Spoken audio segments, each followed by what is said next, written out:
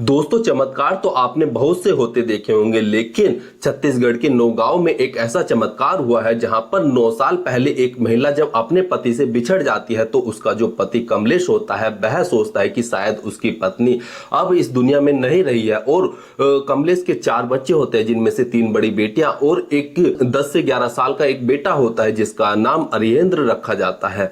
अब दोस्तों, जब कमलेश को अपनी पत्नी तारा के बारे में कुछ पता नहीं चलता है तो वह दूसरी शादी कर लेता है और वह पुणे में जाकर काम करना शुरू कर देता है। और उसके जो 4 बच्चे होते हैं वह गांव में ही रहकर खेती बाड़ी करते हैं, वहीं पर पढ़ते हैं, अपने घर पर रहते हैं। और बीच बीच में जो कमलेश था वह अपने बच्चों की सुध-बुध लेने के लिए आता रहता था।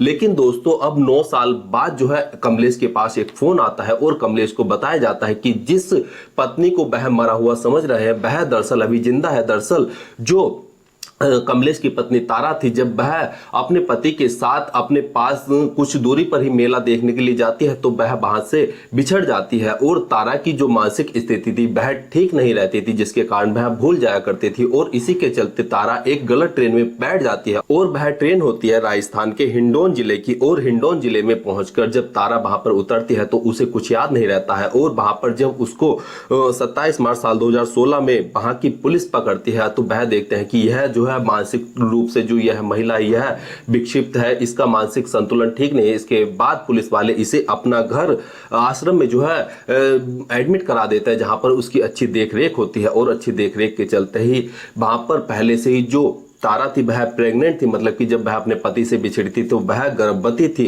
और आश्रम में ही अगस्त 2016 में वह एक स्वस्थ बेटे को जन्म देती है जिसका नाम हर्ष रखा जाता है। और जब इस बारे में अब कमलेश को पता चलता है तो वह अपने बेटे अरियेंद्र, अपनी पत्नी तारा के बड़े भाई अर्जुन और अपने दामाद रामू कुमार को साथ लेकर जब उस अपना घर आश्रम पर पहुंचते हैं तो वह अपनी पत्नी को पहचान जाते हैं। और इसी के चलते यह जो महिला 9 साल पहले बिछड़ी थी अब वह जाकर अपने पति से अपने बच्चों से मिलती है।